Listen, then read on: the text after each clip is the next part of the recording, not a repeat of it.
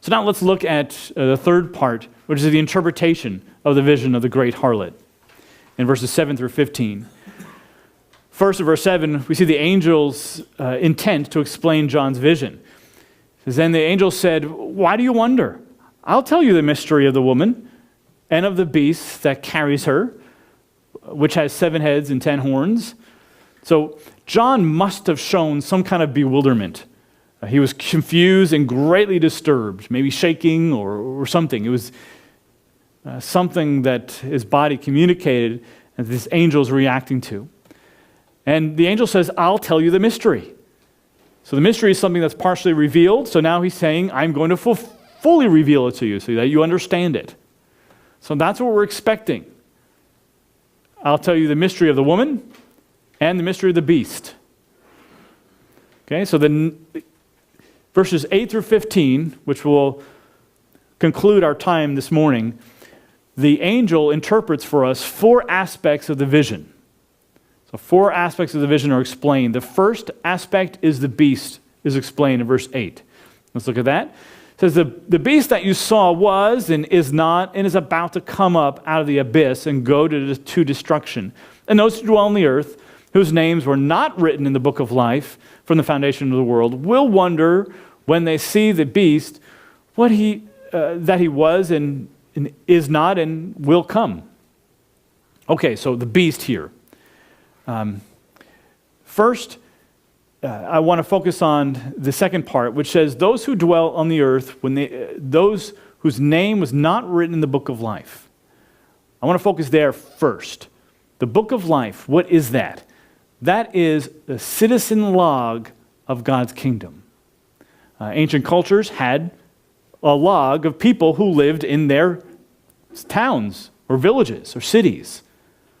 And so the book of life are those who are citizens of God's kingdom, those who have his life and can be in his presence, can live with him, have fellowship with him.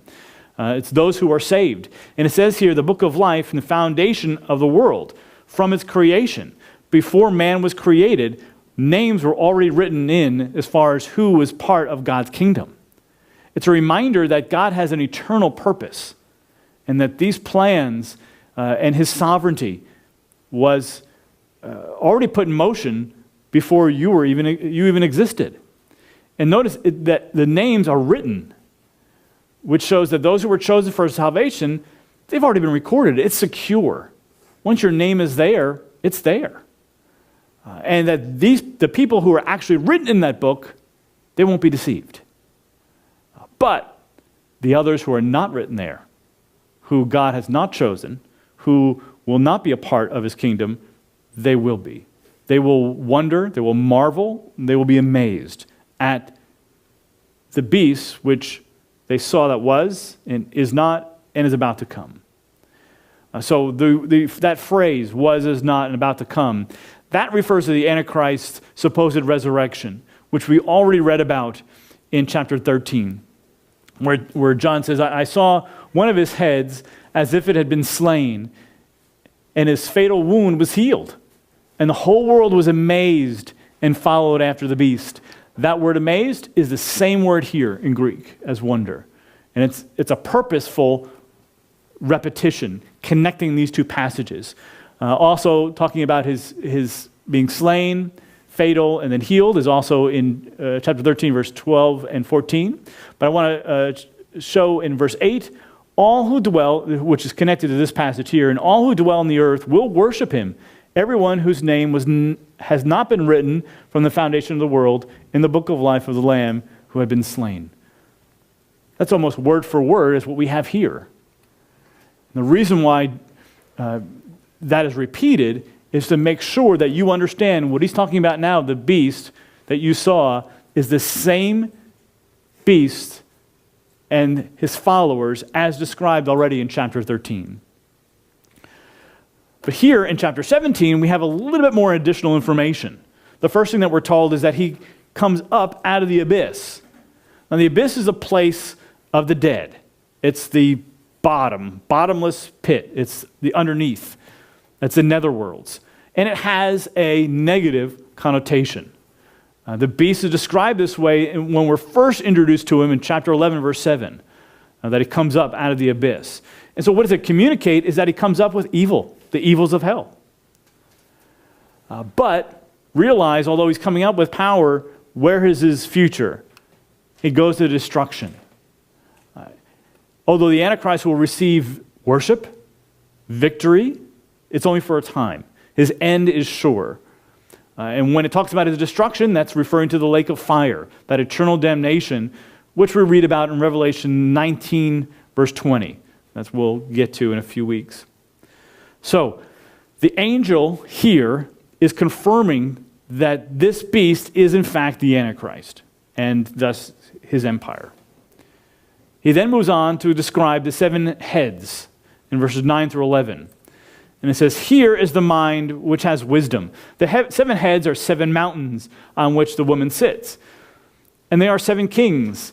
5 have fallen, 1 is, and the other is not yet come. And when he comes, he will remain for a little while. And the beast which is not is himself also an 8th, and is one of the 7. And he goes to destruction. Okay, so when this angel introduces that here's is a mind or thoughts which has wisdom, it's explaining that what I'm about to tell you is difficult. And it's complex. And you need wisdom in order to understand it. And it's very likely that only those who are alive at that time are fully going to understand what he's talking about. Now, again, it says that it's referring to the woman who is sitting on the beast. Sitting meaning to reside in the place of, to settle, to live. And the 7 heads are 7 mountains. Now, mountains in biblical language refer to kingdoms, world powers, which this says as well. And they are the 7 kings. Remember, you can't be a king unless you have subjects. So it always refers to, when you talk about a king, it also always refers to his kingdom. And what it says is that 5 have fallen. 5 have already gone away from the scene by the time of John that he's speaking about, and 1 is yet to come, and 1 is presently. So when he says that, it clearly communicates that there's a sequence here in these kings and their kingdoms. Now, this passage is greatly debated, and there are a lot of different interpretations as far as who he's referring to. What are these sequence of kings or kingdoms? And there are 3 major ideas that are out there. The first one is that he's referring to Roman emperors who are kings who have empires. And John, if he's actually written during the time of Domitian, would be here, the king who is. Now realize there's a lot of difficulties here. Because if you start here, well, Julius Caesar was probably the first Caesar or ruler of, well, that's far more than 7. And so where do you break them off? And you notice these 3 were all in a very short time to even consider them empire. It's very difficult. There's a lot of different, there's about 6 different ways which people try to classify them. Well, some of these emperors were deified after their death. Is that what he's referring to? Because the Antichrist does deify himself. And some of the emperors actually claim to be gods and force Christians to worship them or they'd be killed. But can you relate 5 of them that already was before and 1 that is and 1 is about to come? It's very difficult to work those things out. But this is very popular because of the phrase 7 mountains. In the ancient world, Rome was built on 7 hills. Word for mountains can mean hills, and they were built on 7 hills. So the logic goes, well, the first century reader, when they read this, they would say 7 mountains, and yeah, that's Rome. But, once again, does that take wisdom? No, it doesn't. Anyone would know that. It doesn't take spiritual understanding. This is probably not the case that he's referring to specific kings in the Roman Empire. A second suggestion is that they're empires, that the 7 mountains and their kings refer to the great empires of the world, referring to Egypt, Assyria, Babylon, Persia, Greece, Rome, and then the future, the one that is now during John's time, is Rome, and then the future one would be the Antichrist Empire. That would be the seventh. And then the eighth, which is one of the seventh, would be the Antichrist Empire 2.0. And we'll get to that in a second as far as what we mean by that. But this makes a lot of sense, especially when you go back to Daniel, when Daniel's given the vision of the statue. Those statues referring to world empires. It doesn't start with Egypt, it starts with Assyria. It starts with Babylon. It's the head of gold, and then Persia, silver, bronze, and then clay. So that very well could be as well. And the Old Testament prophets used mountains for world empires that were great in size and used against God's people. So that does fit well. And the last suggestion is that the seven here shouldn't be taken literal, but symbolic of completeness. The way commentators explain it, it could either mean one, world empires, meaning the time where the world rulers, governors, are governing the earth is coming to an end. Well, we'll have God come actually and rule instead of the world empires. And basically a fifth of the time or of the world being ruled by other men or sinful men is over. You have a little time now, and you'll have one that will come shortly. And then finally, the symbolic, mythic evil. In the Old Testament, you've heard of Leviathan, seven-headed creature. That's also in other ancient myths as being personified as evil personified. And so thus, the five heads being destroyed by the cross of Christ, there is still one head being present now in the evil that we struggle with, and at the end, there will be that final head of the Antichrist evil, which will be a little bit greater before the end. And so that's more of a symbolic interpretation of all the details, which I tend to go away from or don't like, because then why give all the details? There are more details there than the symbol can account for. So right now, with the D rating, I favor the empires systems. That the Antichrist has been working in these empires. If you look through scriptures, even the Babylonian Empire, when he came and judged, God used it to judge Israel. And then God turned around and judged them because they judged Israel. And we're going to see that God can use evil forces to bring about his purposes. And we're going to see that in this chapter. So notice here, if this is the empires, then truly 5 of them have already been fallen, and the Roman Empire is now, and then he's waiting for the Antichrist Empire, which will be the 7th. And it says, when he comes, he must remain for a little while. And then the beast which is not, if we're referring to the Antichrist Empire, he falls with that mortal wound, and then he is supposedly resurrected, right? Comes back to life. That's where he claims to be God. He will be re-enthroned because he's not claiming to be an emperor, a human emperor anymore. Now he's claiming to be God. That's going to be he is now an 8th empire because it's a worldwide empire and one that is, he claims to be God himself. So he is part of the 7th, but it's actually much greater. If you look back at where we are in the timeline of the tribulation period. In the first seal, we saw that white horse and that white rider who's given authority to conquer and to go out conquering. And that was the Antichrist who was conquering. Hence, he has an empire. He's growing his empire. And then during that time, between the first seal, during the first 3.5 years, he's going to receive a fatal wound. We know that after that first seal, there's great war starts off. And when we talked about the second seal, we equated that with Muslim retaliation, the second seal, where peace was taken away from the whole world. And partly it's because he comes to save Israel. Remember, that temple has to be built, and what's right there in the temple right now, but the Dome of the Rock. And the Muslims will not take it well when he bulldozes that thing off to build that temple. But we know that temple has to be there because he has to enthrone himself and claim to be God in the temple. So during this time, he is killed, and then he's resurrected. or his appearance of being resurrected or coming back to life. And that's where in the midpoint of the tribulation, you can look at these passages that communicate it, that right there in the middle, he proclaims to be God. So thus he comes back as a much greater emperor and a new enthronement on the temple. And he claims to be ruling over the entire world.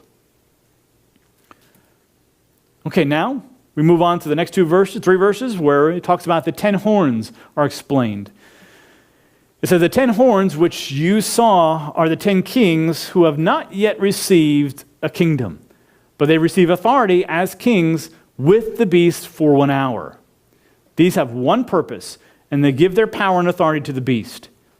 These will wage war against the Lamb, and the Lamb will overcome them, because he is the Lord of lords and King of kings. And those who are with him are called and chosen and faithful. Okay, horns, biblical metaphor, very popular. It means strength, specifically military strength. So these are 10 kings who have armies, military strength, that would align themselves with the Antichrist. And the text says that they receive the kingdom and authority from God, same as the beast receives his authority. And it's for 1 hour. It's a figure of speech that means a very short time. Remember, the tribulation as a whole is only 7 years. And the Antichrist is given that really strong power only for the second half, which is 3.5 years, where he's given authority even to kill the saints. So their power, their authority is very, very limited as far as worldwide empires. And it says that they'll have one purpose. Now that phrase, they'll have one purpose, is something that's used in the first century as well to refer to political thinking and intentions and consent, meaning that all these 10 kings will have the same political goal, which is to support the Antichrist and to defeat the Antichrist's enemies. So specifically it means when conflict endangers the unity of the state, they will help. So here, in verse 14, it actually shows you the great extent in which these kings are used by the Antichrist. They're so connected and united with the Antichrist that they're even willing to fight the Lamb.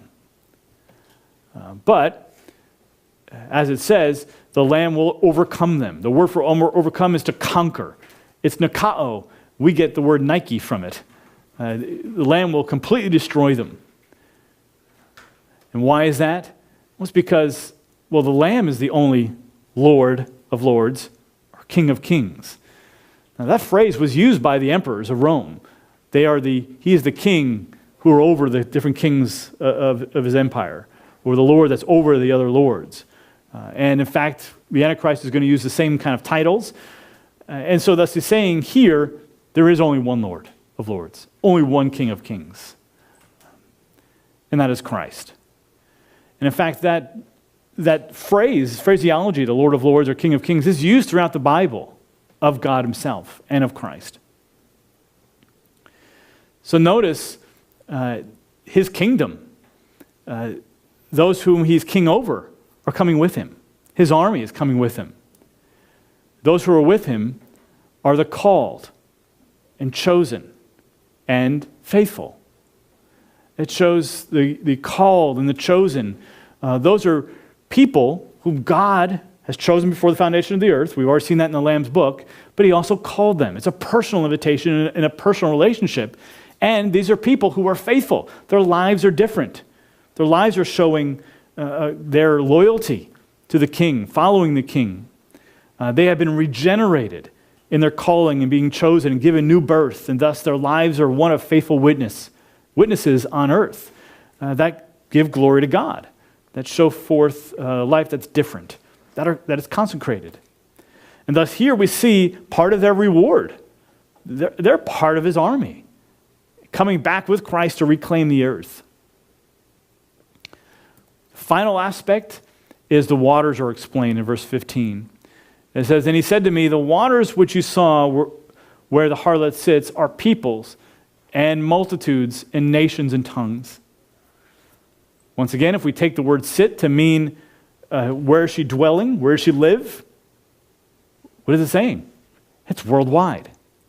Her presence is worldwide. Okay, now, question I want to ask is, what didn't the angel explain? He didn't explain the judgment of the harlot and her connection to the beast. Guess what he does next week? Explains the harlot and her connection. So let's move on to the main points and applications of this passage. Number one, the immoral, false religion of the end times will be wealthy and powerful. It will have followers throughout the world who, in principle, will be doing the will of Satan. We must realize and admonish others that physical wealth and power do not reveal that something is true, or something is of God, or something is blessed. What reveals that is spiritual wealth and power, a transformed life that's in line with the Gospels. Number two, although it will seem as if the empire of the Antichrist is all-powerful, its end of destruction is sure. He is only given a short time of authority. There is only one Lord of lords and King of kings, and we cannot put our trust in any human government. Only Jesus, the Lord and King of all, is worthy of our complete trust in our lives.